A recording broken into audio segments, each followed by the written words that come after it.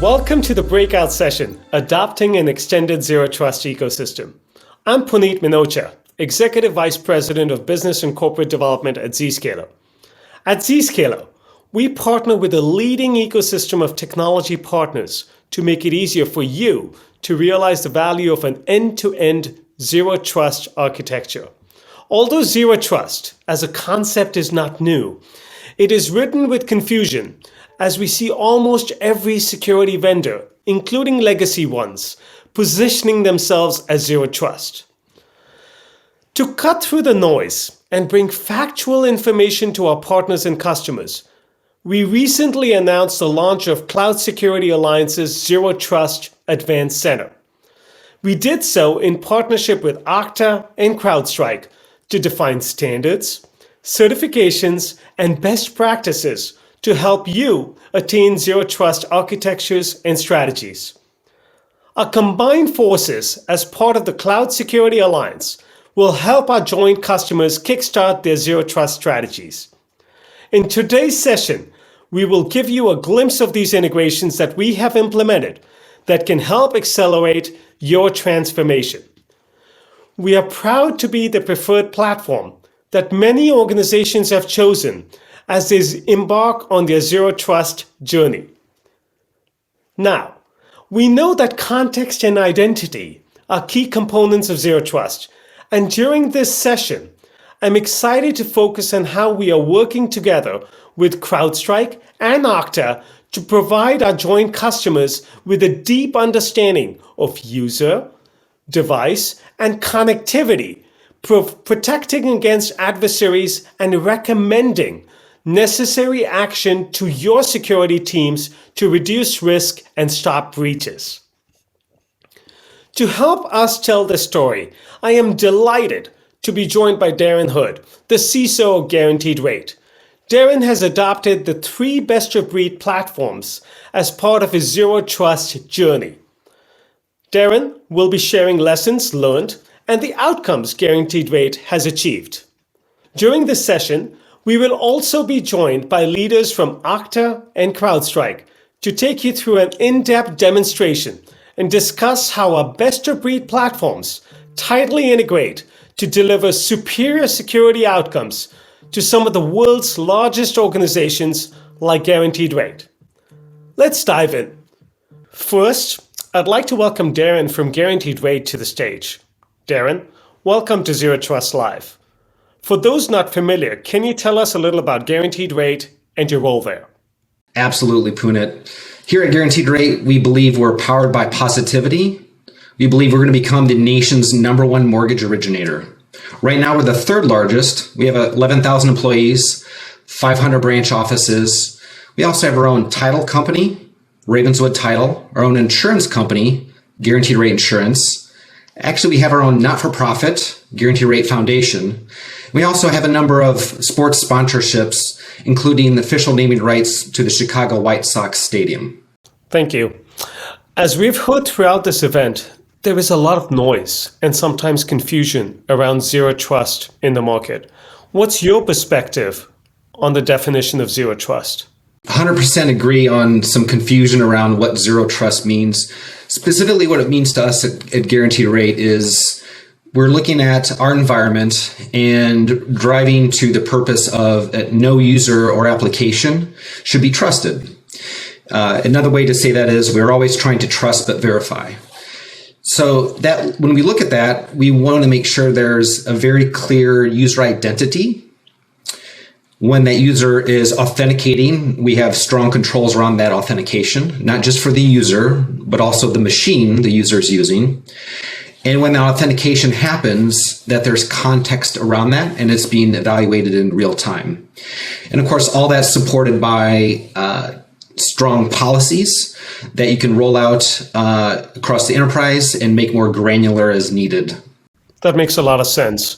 And so, Darren, when you think about the business drivers, can you elaborate on what they were behind your decision to adopt a zero trust architecture?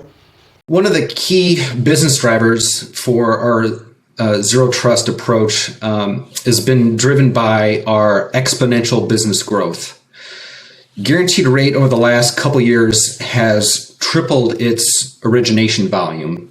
So think of your business tripling like everything you do to support that growth. So in our case, that means more people, more assets, data, workflows, vendors, and supporting all of that growth while simultaneously managing that risk has been challenging, but that's the primary driver for us here at Guaranteed Rate. And then in your experience, what are the importance of technology integrations of Zero Trust? I think the importance of the technology integrations is around, first and foremost, threat intelligence sharing. So as we've invested in different platforms, ensuring that each of those platforms are integrated in a way that helps us to create some cross-platform visibility, detection, and prevention. And we can leverage that to prevent and block malicious actors, files, etc. And ultimately that works towards reducing our detection and response to ongoing threats. When evaluating key partners for your Zero Trust transformation, what considerations led you to anchor your architecture around Zscaler, CrowdStrike, and Okta? At Guaranteed Rate, we're a leader and innovator in our space, but we wanted to partner with companies who are also innovators in their space. And by doing so, we ensure that as new threats arise, as changes in security technologies and capabilities change, we're partnering with the right companies. So I think that's the big first one. The other is that all three companies have a different view of the threat landscape. And I really value diverse threat intelligence. And so by working with all three companies and their platforms, we believe we get a better view of the overall threat landscape we're trying to defend, ourselves from. And then, lastly, I think the other piece is that all of the companies engaged us very well throughout the sales cycle, from the sales cycle at the beginning through implementation and then operational support, which has made this a great partnership. That was a great answer. Let's continue.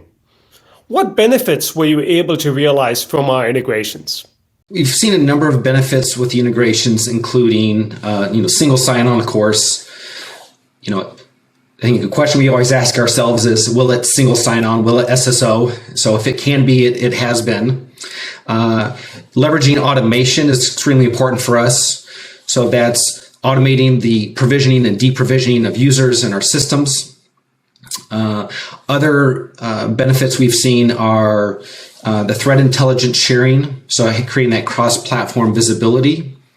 Multi-layered remediation. So if there's a threat we're defending ourselves against, we can remediate or protect ourselves through different technologies to ensure that our environment and our people and our data are safe. And then I think, last is conditional access. We're still testing this, but that helps ensure that it's not a point in time that we're enabling a control, that we're testing a control. It's a continuous real-time process. And should our posture change of our controls, our assets, our users, that we'll know when that happens and we'll be able to respond quickly. So we have a rather large audience that is listening in, and so I'm sure they'll want to know this, and so I have to ask. But based on your experience, what advice would you give our audience as they embark on the Zero Trust transformation journey? What should they do? What should they avoid? I think one of the key things to understand is your business's unique challenges and pressures. That's why I always try to lead with the business case, ultimately with the bottom line up front, and how that solution directly addresses the business challenges and pressures. A different way to say that is, don't geek out on security bells and whistles, because typically your buyers aren't going to quite understand that. So as an example, when we were looking at investing in ZPA, our business case led with three main benefits: performance and stability. We wanted to reduce application response times. We want to improve our user experience by reducing login friction. And we wanted to accelerate, the onboarding of various M&A transactions should they happen. It didn't lead with microsegmentation and reducing lateral movement and whatnot. Those are still important, but when you're engaging your business colleagues, lead with the business case and then follow that up with the security benefits. Those are some great pointers, Darren. Thank you so much. So thank you for the insight, Darren. It's clear that Zero Trust is a team sport.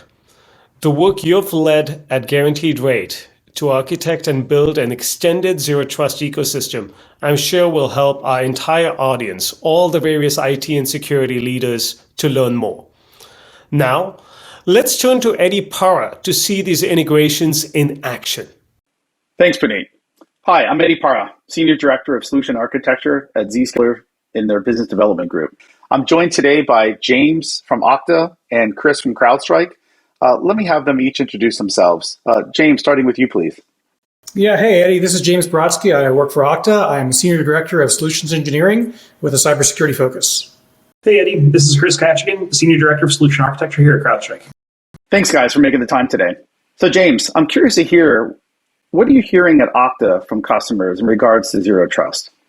Sure. Well, thanks, Eddie. It really all depends on where the customer is with their maturity and what sector they're in. There's a realization across the customer base that Zero Trust principles are really the way forward in this time of everybody working from everywhere with whatever device they want to use.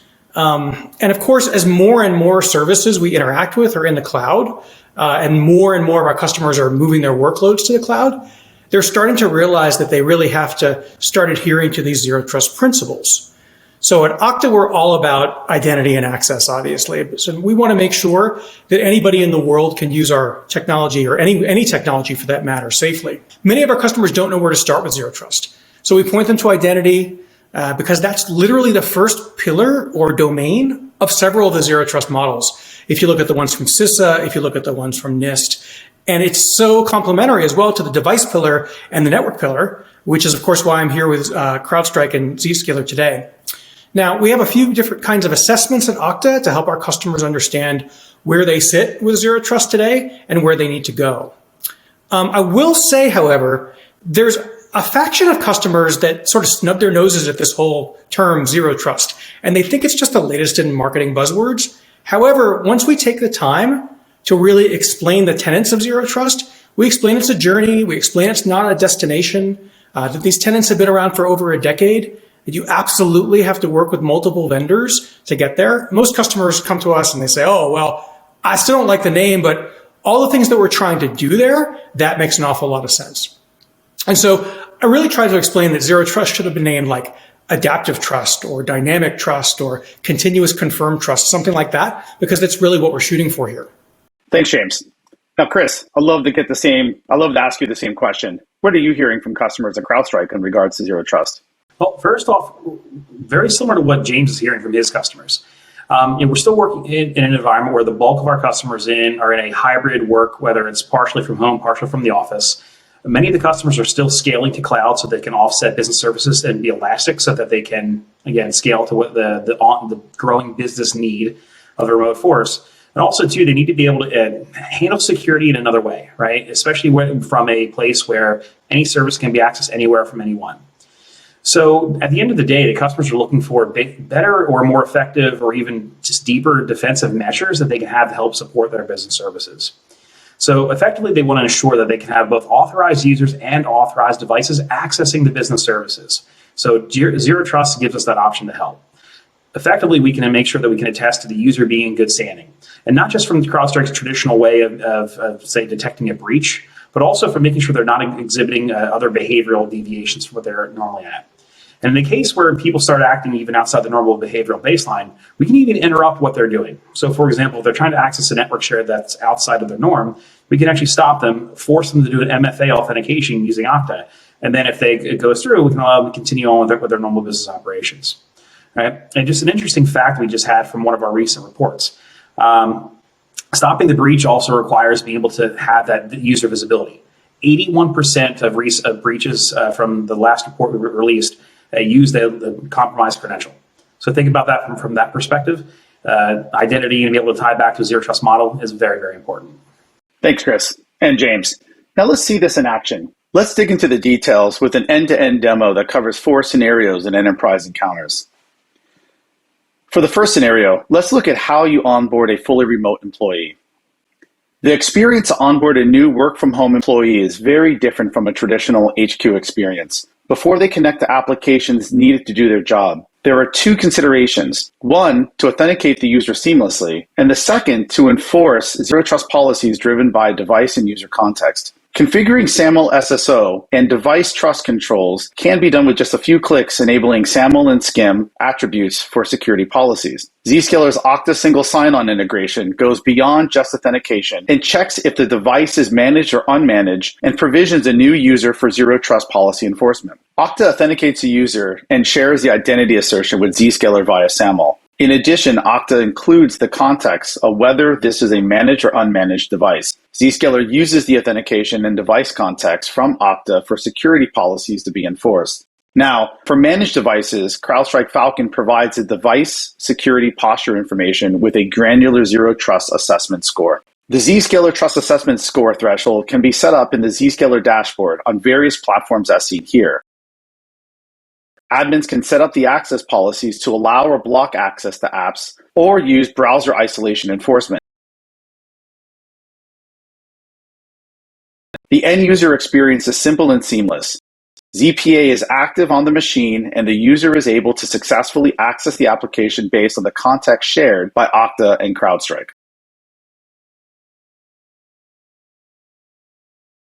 We know enterprises are never static and things are constantly changing. James, can you explain why it's important to consider user identity related changes for enforcing Zscaler trust in this case? And how has Okta and Zscaler addressed this together? Thanks, Eddie. So obviously environments are changing minute by minute. And from a zero trust perspective, we really want to keep up with those changes in a really dynamic way. So when you add a user to your org on their first day of work, or if you have a merger situation, or you change an existing user's role, or maybe most importantly, like the day they leave from your company, we have to have that environment keep up, in real time and make sure that your users can only access what they're allowed to access. And ideally, to reduce our attack surface in a real timely manner, we want to remove access in near real time, and that protects us from users that might be on their way out of the company and might take some sensitive data with them when they leave. So let's take a look at how Okta and Zscaler work together for identity lifecycle management. You set up the cloud-to-cloud integration between Okta and Zscaler by adding the Zscaler 2.0 application from Okta's integration network. You provide it with the proper API credentials for your Zscaler instance. Once this is set up, you will see the groups in Okta pushed through to Zscaler via SCIM.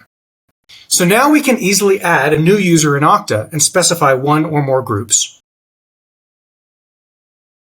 And here we're picking finance and high risk. And then, if we refresh things on the Zscaler side, we will see the new user with the appropriate group membership. We can apply zero trust policies to affect the resources the user has access to from a network perspective in Zscaler and from an authentication perspective in Okta. When you offboard a user from Okta, SCIM plays a part here too.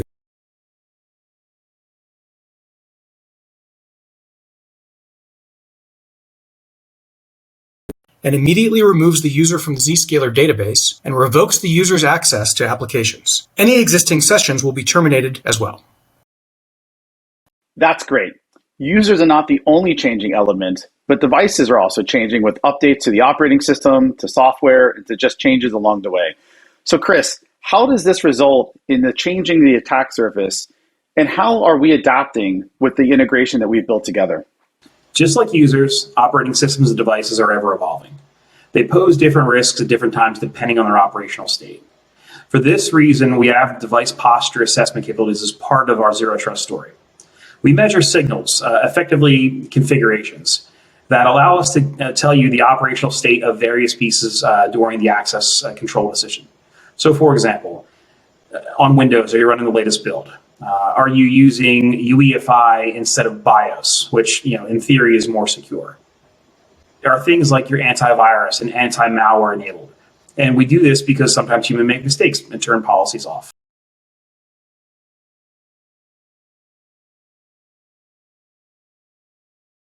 This allows CrowdStrike to provide scores as well as signal measurements to tools like Octa and Zscaler so that organizations can make zero trust decisions on a predictable policy basis.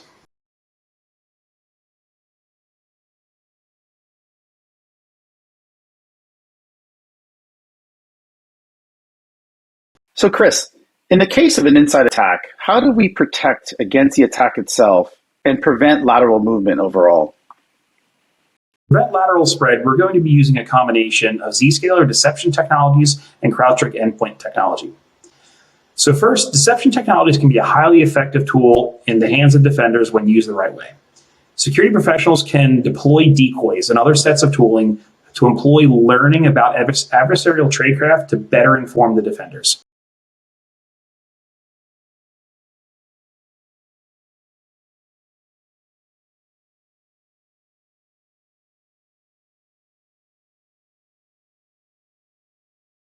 In these cases, we can do things like extract indicators of compromise as well as behavioral patterns to better inform and update our own prevention and detection capabilities. This may warrant certain changes in defensive controls based off the adversarial tradecraft.